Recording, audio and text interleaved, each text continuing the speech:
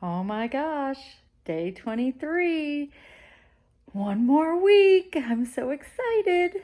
And not that I'm gonna just jump right back in and eat like a enormous steak and side of cheese and everything else, but just to just to be done with like a regimented program like that. I was sharing with my friends last night at Run Group. I'm just like um, anytime you put like, and I've mentioned this before when you talk about dieting, anytime you put like these stipulations on yourself, it's like, oh, I'm going on a diet and now I'm starving, and oh my gosh, I'm gonna not drink, and now you're thirsty for alcohol. So I definitely am not gonna just go right back into a willy nilly diet. I do definitely love staying plant based for as much as possible.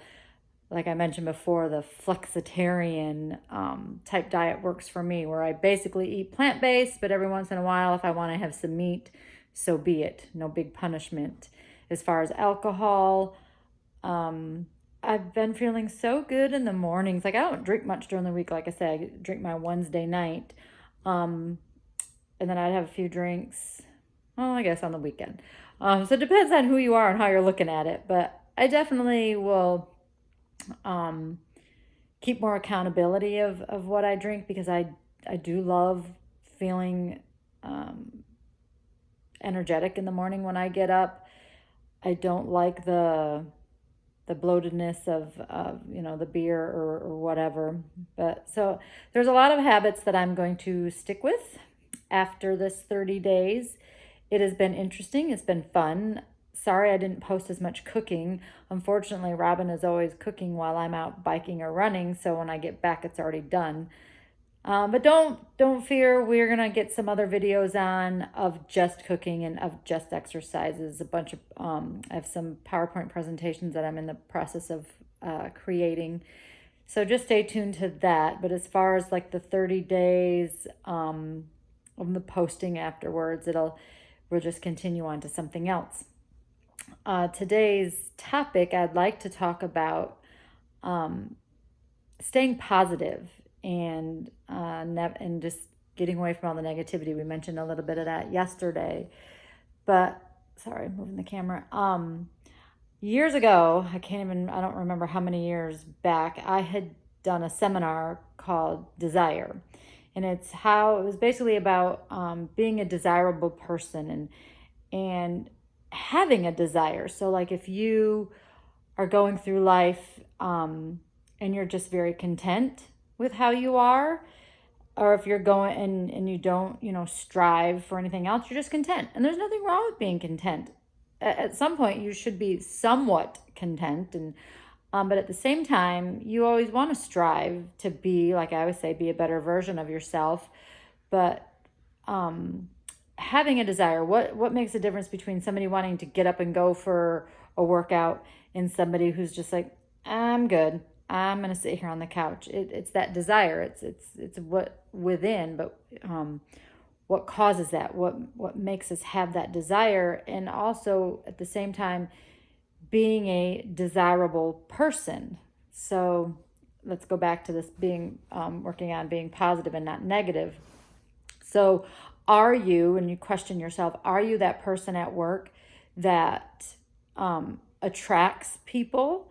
Your energy is attracted or attractive to other people, and that people feed off that energy.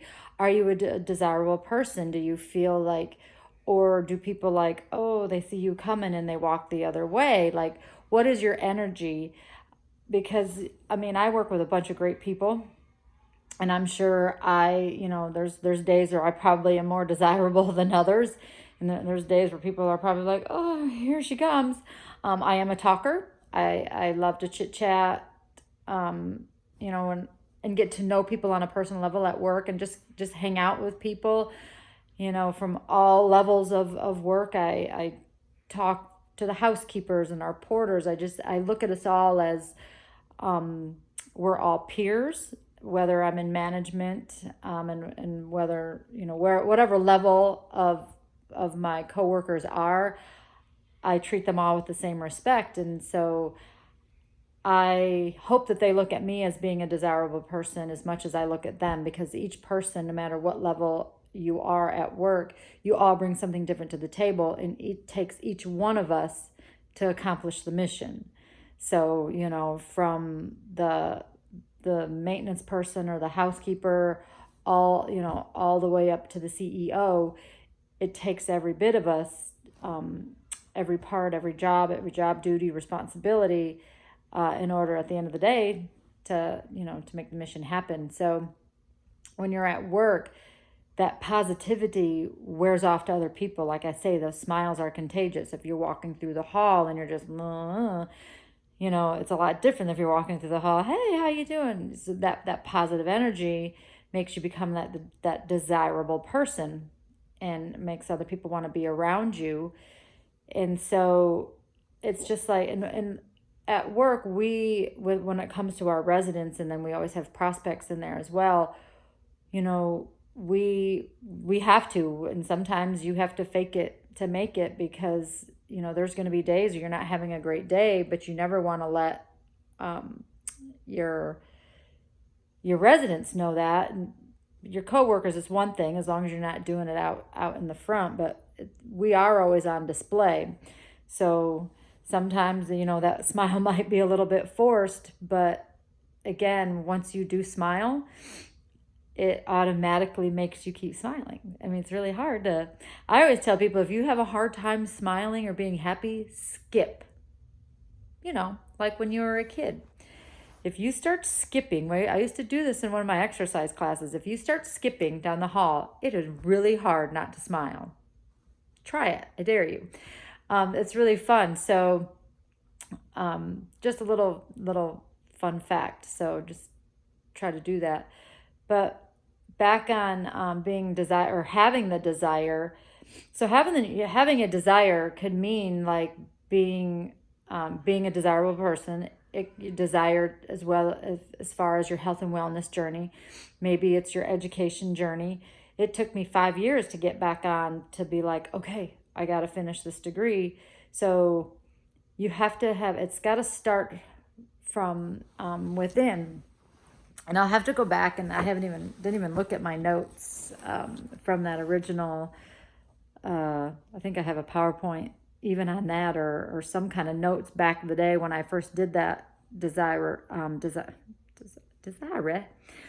my desire discussion or seminar. But again, it's all about taking that inventory in yourself, but you have to determine what it is that you want, and then how to get there. And sometimes you need help with that. It's not always like you can just, okay, I got it all figured out. That's what counselors and health professionals are here for. We're here to guide you and helping you make those decisions. So if that's something that you're interested in, and finding your true desires, and finding your goals, and setting some kind of a plan for your life. So I think I changed the name on my business card. It's no excuses, but it's a lifestyle coach or a life coach, because I don't deal with just fitness or physical fitness, and I don't deal with just nutrition. I deal with everything. We do meditation, we do counseling. So pretty much your whole aspect of life, not necessarily a job coach, but a coach in helping you, prepare, becoming that better person, and making you look really good on paper. So if that's something that you're interested in, please message me, let me know, and we can set up an appointment, or set a Zoom call if you're not in the States, or local.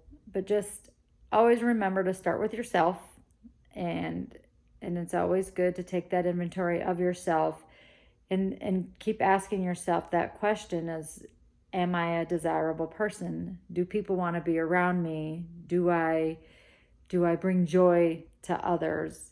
Do people smile when they see me coming? And if not, then maybe there's some changes that you need to make, and there's nothing wrong with that. I always say I'm a constant work in progress. So I hope you learned something today, some tidbits. Keep smiling. We're heading into the weekend. I'm going to be doing some kayaking this weekend, and again, going to celebrate our friend that had passed. So stay tuned. One more week left. All right. Love you. Good night.